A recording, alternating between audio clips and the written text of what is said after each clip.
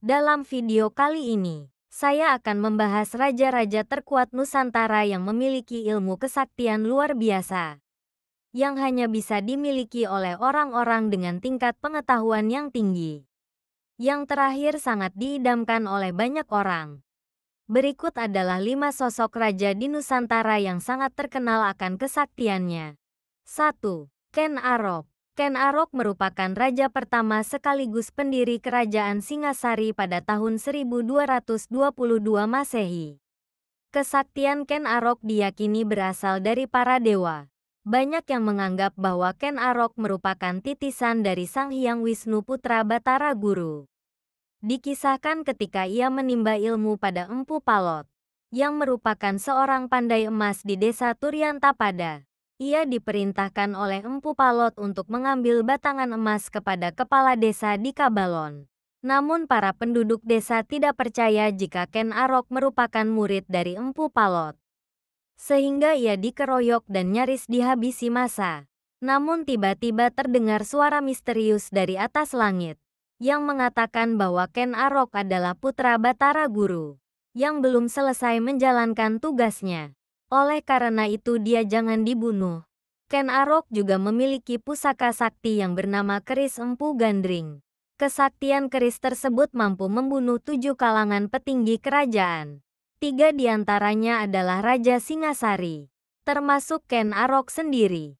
2. Raja Jayabaya. Raja Jayabaya merupakan raja kerajaan Kediri yang memerintah pada tahun 1130 sampai tahun 1157 Masehi. Raja Jayabaya terkenal akan kesaktiannya yang dapat meramal masa depan. Dan karena kesaktiannya itu ia mampu membawa kerajaan Kediri menuju pada puncak kejayaannya. Dikisahkan Raja Jayabaya sering sekali melakukan semedi atau tapabrata di hutan yang sepi dan sunyi.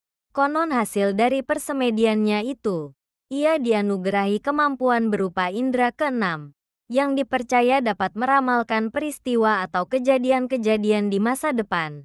3. Sultan Agung Hanyokrokusumo. Sultan Agung Hanyokrokusumo merupakan raja dari kerajaan Mataram yang memerintah pada tahun 1613 sampai tahun 1645 Masehi. Beliau lahir di Kota Gede Yogyakarta pada 14 November 1593 dengan nama Raden Mas Jatmika. Sultan Agung sangat terkenal karena beberapa kesaktian yang ia miliki. Konon Sultan Agung dapat pergi ke Mekah dengan secepat kilat untuk bersujud dan melaksanakan sholat setiap hari Jumat. Sultan Agung juga diyakini dapat mengendalikan makhluk gaib. Salah satu makhluk gaib yang menjadi abdi dalam kepercayaannya adalah Ki Juru Taman. Dikisahkan, Ki Juru Taman dahulunya adalah seorang abdi dalam Kanjeng Panembahan Senopati, yang merupakan kakek dari Sultan Agung. Kanjeng Panembahan Senopati mendapatkan sebutir telur lungsung jagat yang diberikan oleh Kanjeng Ratu Nyai Roro Kidul. Telur lungsung jagat tersebut berkhasiat dapat membuat tubuh menjadi sangat kuat dan berumur panjang. Kemudian Kanjeng Panembahan Senopati membawa telur tersebut untuk diberikan kepada abdi dalamnya yang sangat setia yang bernama Ki Juru Taman. Kala itu Ki Juru Taman sedang sakit parah. Dengan khasiat dari telur lungsung jagat tersebut diharapkan tubuh Ki Juru Taman menjadi kuat dan berumur panjang demi menyembuhkannya dari penyakit yang ia derita. Setelah Ki Juru Taman memakan telur tersebut, tubuhnya langsung pulih kembali dan sembuh dari penyakitnya. Namun anehnya, perlahan tubuh Ki Juru Taman berubah menjadi sosok raksasa yang memiliki kesaktian luar biasa serta berumur panjang. Dan karena kesaktian yang dimiliki Ki Juru Taman tersebut, ia mampu memenangkan peperangan di Pajang dan berhasil membunuh Sultan Pajang. Sejak saat itu Kanjeng Panembahan Senopati sangat menyukai Ki Juru Taman, sehingga Ki Juru Taman diberikan wasiat agar mendampingi serta menjaga anak cucunya kelak. Dikisahkan pada suatu ketika, Ki Juru Taman diperintahkan oleh Sultan Agung Hanyokrokusumo agar mengantarkannya ke wilayah Banten. Sultan Agung berniat pergi ke Banten untuk melihat dari dekat wilayah bakal medan perangnya dengan kerajaan Banten. Ki Juru Taman langsung menuruti perintah dari Sultan Agung. Tak lama kemudian Sultan Agung Hanyokrokusumo dilempar ke angkasa.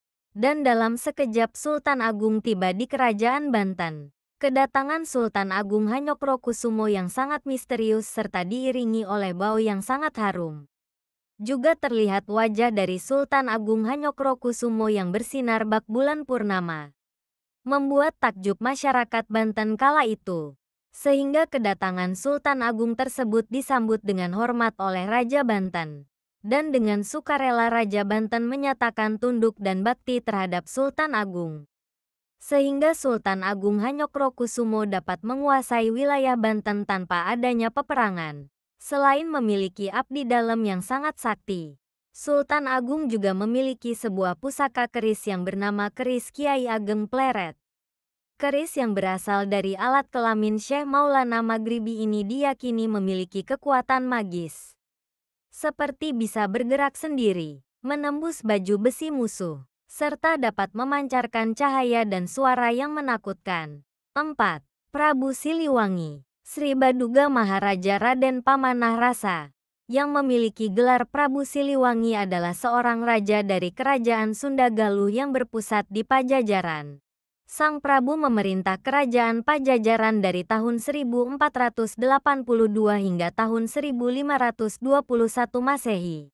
Pajajaran berhasil mencapai puncak kejayaannya ketika dipimpin oleh Prabu Siliwangi, yang membuat kerajaan Pajajaran sangat disegani oleh kerajaan-kerajaan besar lainnya. Hal itu tidak lain adalah berkat dari kesaktian yang dimiliki oleh Prabu Siliwangi. Kesaktian-kesaktian yang dimiliki oleh Prabu Siliwangi diantaranya adalah memiliki ilmu-ilmu kanuragan yang sakti mandraguna, seperti Ajian Halimun. Dikisahkan Prabu Siliwangi dapat menghilang dan muncul di tempat yang ia inginkan hanya dalam waktu sekejap mata. Memiliki ilmu saipi muluk yang membuat ia dapat terbang melayang di angkasa layaknya seekor burung. Memiliki ajian napak sancang sehingga ia dapat berjalan di atas air. Dapat menelusur bumi atau masuk ke dalam tanah dan muncul kembali di tempat yang ia inginkan.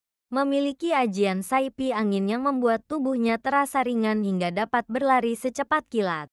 Serta menguasai ajian raga sukma. Juga dapat memecah raga menjadi 7. Selain itu, Prabu Siliwangi juga adalah seorang pemanah yang sangat hebat. Bahkan beliau mampu mengubah bentuk panahnya menjadi berbagai macam benda.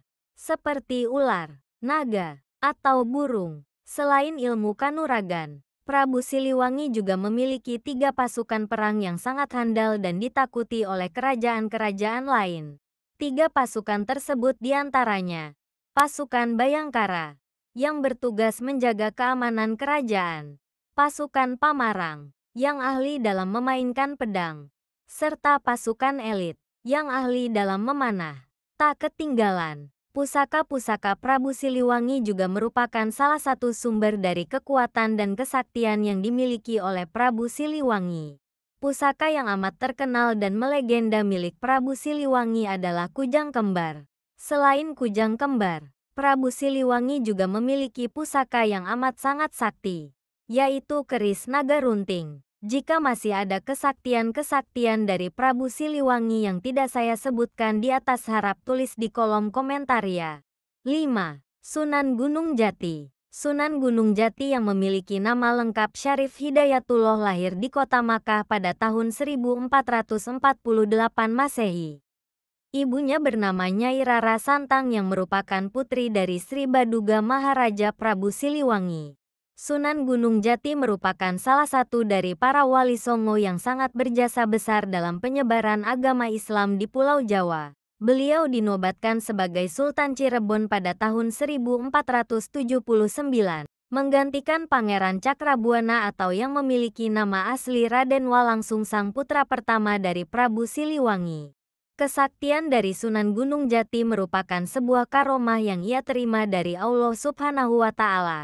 Berkat dari karomah yang ia terima tersebut, membuat Sunan Gunung Jati memiliki ilmu seciduh metu seucap nyata, atau setiap doa-doa yang beliau panjatkan langsung dikabulkan oleh Allah Subhanahu wa Ta'ala. Berkat dari karomah itu juga, Sunan Gunung Jati dapat merubah pohon menjadi emas, Dikisahkan ketika beliau hendak menjalankan ibadah haji, Sunan Gunung Jati diberikan bekal oleh ibundanya uang sebanyak 100 dirham. Kemudian di tengah perjalanan Sunan Gunung Jati dihadang oleh sekelompok perampok, sehingga ia memberikan semua uang pemberian dari ibunya tersebut. Merasa tidak puas, para perampok tersebut kemudian meminta lebih dan terus memaksa Sunan Gunung Jati agar memberikannya uang lagi. Sunan Gunung Jati hanya tersenyum melihat tingkah para perampok tersebut. Kemudian ia menyuruh para perampok itu untuk melihat ke sebuah pohon. Ini ada satu lagi, sebuah pohon dari emas. Bagilah di antara kawan-kawanmu. Seketika pohon yang ditunjuk oleh Sunan Gunung Jati tersebut berubah menjadi emas. Hingga akhirnya para perampok tersebut memeluk agama Islam dan menjadi pengikut Sunan Gunung Jati. Karomah milik Sunan Gunung Jati lainnya adalah dapat memindahkan istana Galuh Pakuan ke alam gaib. Kejadian tersebut bermula saat Sunan Gunung Jati memimpin pasukan kerajaan Demak dan berhasil menguasai kerajaan Galuh. Sunan Gunung Jati kemudian memberikan dua pilihan kepada para petinggi kerajaan Galuh. Pilihan yang pertama, para petinggi kerajaan Galuh yang bersedia masuk agama Islam akan dijaga kedudukan dan dipersilakan tetap tinggal di istana. Dan pilihan yang kedua, bagi yang tidak bersedia memeluk agama Islam maka harus keluar dan diberikan tempat di pedalaman Banten. Sebagian besar para pangeran serta putri-putri raja menerima pilihan pertama. Sedangkan pasukan kawal istana dan panglimanya sebanyak 40 orang memilih pilihan kedua. Konon mereka inilah yang menjadi cikal bakal penduduk Baduy yang hingga kini terus melestarikan pemukimannya dengan membatasi hanya 40 kepala keluarga saja. Sementara para pendeta Sunda Wiwitan menolak kedua pilihan tersebut. Mereka ingin tetap memeluk agama Sunda Wiwitan tetapi tetap ingin bermukim di dalam wilayah istana. Dengan karomahnya, Sunan Gunung Jati lalu memindahkan istana Galuh Pakuan ke alam gaib. Sehingga para pendeta Wiwitan tidak lagi berada di istana tersebut. Karomah Sunan Gunung Jati yang berikutnya adalah menciptakan bala tentara tikus. Dikisahkan ketika terjadi peperangan antara kerajaan Demak melawan kerajaan Majapahit, Sunan Gunung Jati menciptakan bala tentara tikus dari kibasan surbannya untuk mengalahkan pasukan tentara Majapahit. Hingga akhirnya pasukan bala tentara tikus tersebut berhasil memukul mundur pasukan tentara Majapahit.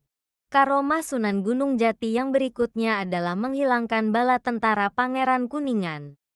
Pangeran Kuningan dapat mendatangkan bala tentara yang berjumlah sangat banyak hanya dengan mengumpulkan kerikil dan jamur merang, yang kemudian ditetesi dengan jimat cupu tirta bala. Seketika kerikil dan jamur merang tersebut berubah menjadi bala tentara yang sangat banyak hingga memenuhi alun-alun Cirebon. Dengan karomah yang ia miliki, Sunan Gunung Jati kemudian berdoa kepada Allah dan membacakan doa tolak bala. Sehingga pasukan bala tentara Pangeran Kuningan tersebut langsung lenyap seketika. Karomah yang berikutnya dari Sunan Gunung Jati adalah pernah bertemu dengan baginda Nabi Muhammad SAW. Atas bimbingan dari seekor naga. Demikian adalah 5 raja terkuat Nusantara versi channel Rindu Kampung. Jika ada raja terkuat versi penonton yang tidak saya sebutkan di atas harap tulis di kolom komentar ya. Terima kasih.